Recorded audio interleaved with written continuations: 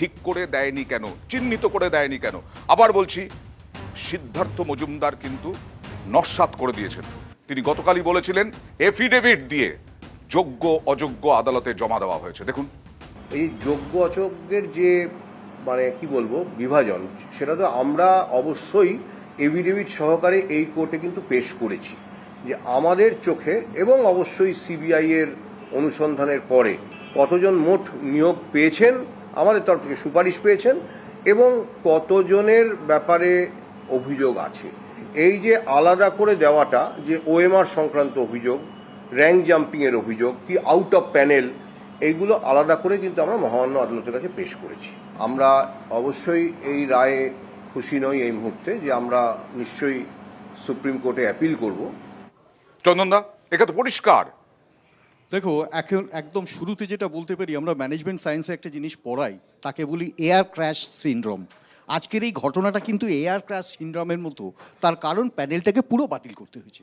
কেন বাতিল করতে হয়েছে? তার কারণ দুর্নীতি, একদম বেসিক দুর্নীতি। আজকে উনি হয়তো টায়ার ওয়াইজ আলোচনা করছেন যে এখানে দুর্নীতি হয়েছে, এখানে দুর্নীতি হয়নি, কিন্তু আলটিমেটলি একটা অথরিটি স্বীকার করে নিচ্ছেন দুর্নীতিটা হয়েছে।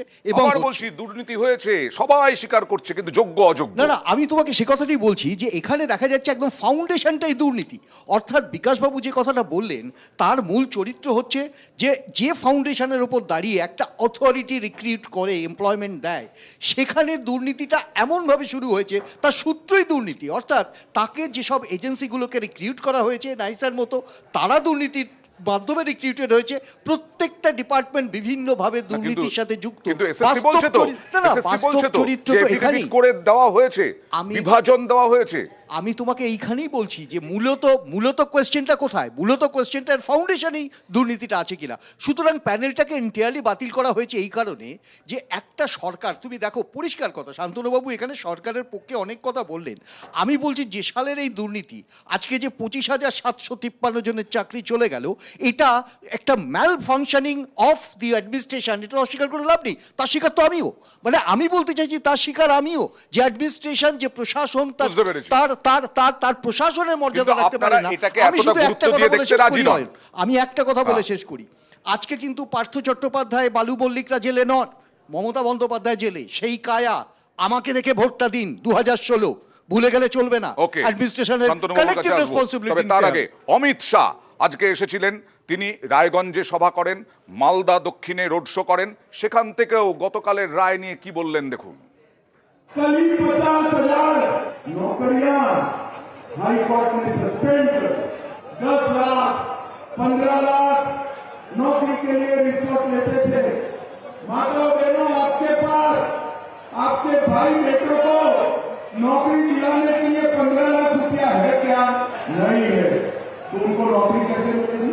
उनके एक मंत्री के घर से 51 करोड़ रुपया कैश निकली। 51 करोड़।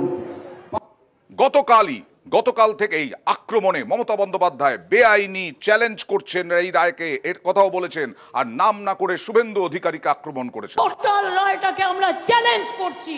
26,000 ছেলে মেয়ে, মানে প্রায় 1.5 লক্ষ 2 লক্ষ পরিবার। 8 বছর তারা চাকরি করেছে, 4 সপ্তাহের মধ্যে সব টাকা ফেরত দিতে হবে। Is it possible? এই অর্ডারটা বেআইনি অর্ডার। আমরা এটা নিয়ে উচ্চ আদালতে যাচ্ছি। আর আমার হাতে 10 লক্ষ চাকরি রেডি হয়ে পড়ে আছে রাজ্য সরকারে। শুধু করতে পারছি না এই বিজেপির জন্য। কিছু করলে বিজেপি গিয়ে কোর্টে গিয়ে একটা পিল করছে, আর বিজেপির পিল খেয়ে চাকরিটাকে কিল মেরে দিচ্ছে। আচ্ছা, তৃণমূলের প্রশ্ন রয়েছে, তৃণমূলের উদ্দেশ্যে প্রশ্ন রয়েছে। আমার প্রশ্ন এই যে গতকাল যে এতগুলো চাকরি বাতিল হলো, এর জন্য দায়ী কে বা কারা? বিজেপি নাকি সিপিএম? দেখুন, আমি আবার বলছি যে তৃণমূল কংগ্রেস দুর্নীতির সাথে আপোষ করে না। কোথাও কিছু হয়ে থাকলে তার জন্য সরকার এবং দল ব্যবস্থা নিয়েছে। পাশাপাশি মাথায় রাখতে হবে যে আমাদের সরকার কিন্তু চেয়েছে সমস্যার সমাধান করে যারা যোগ্য, একজনও যাতে বঞ্চিত না হয়, এটা বারবার চেষ্টা করা হয়েছে। কিন্তু আমরা পাশাপাশি এটাও দেখেছি, এই বিকাশবাবুর মতো কিছু মানুষ এবং অন্যান্য বিরোধী রাজনৈতিক দলের মানুষ যারা ঘোলা জলে রাজনীতি করে প্রাসঙ্গিক হয়ে থাকার চেষ্টা করেছে, তারা কিন্তু সবসময় বিষয়টাকে আদালতের বেড়াজালে নিয়ে গিয়ে এমন একটা পরিবেশ তৈরি করেছে যাতে সরকার চাইলেও সমস্যার সমাধান করতে পারেনি। সরকারের কিন্তু সদিচ্ছা ছিল।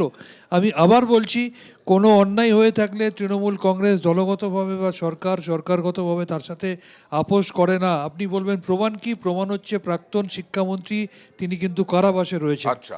পাশাপাশি আমি আবার বলছি, সরকার বারংবার বলেছেন, আদালতকে বলেছে আপনি পদ্ধতি ঠিক করে দিন কিভাবে কি করব, আদালত সেটাও করেনি। আদালত সরকারকে ফ্রি হ্যান্ড দেয়নি করতে। আর এই বিরোধীরা, বিকাশবাবুর মতো বাকিরা, আসবো। তারা নিয়মের আইনের বেড়াজাল তৈরি করে এমন একটা জিনিস তৈরি করেছে যাতে প্রক্রিয়াটা সরলীকরণ করা যায়নি। তরুণ যদি না না, দুটো উত্তর দেওয়া আছে। প্রথমত, এই এসএসসির যে চেয়ারম্যান বর্তমান, তিনি বলেন আমি জানিয়েছি, দুটো এফিডেভিট ফাইল হয়েছে, 3 মার্চ 2022, 15 জানুয়ারি 2024। দুটো এফিডেভিটে কোথায় তিনি সংখ্যাটা বলেছিলেন একটু দর্শকের সামনে দেখিয়ে দিক, মানুষ জানবে।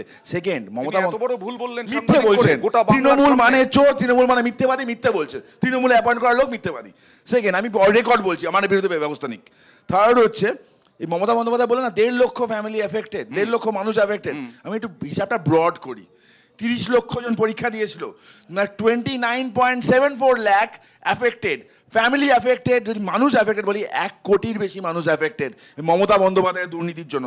দাদা এতগুলো কথা বলছেন, তো আমি আবার বলছি, যোগ্যতার বেসিসে চাকরি হতো, দুর্নীতি করার দরকার কি ছিল? ওএমআর নষ্ট করার দরকার কি ছিল? সুপার নিউমারি পোস্ট ক্রিয়েট করার দরকার কি ছিল? চুরি করে টাকা খেয়ে চাকরি দেওয়ার দরকার কি ছিল?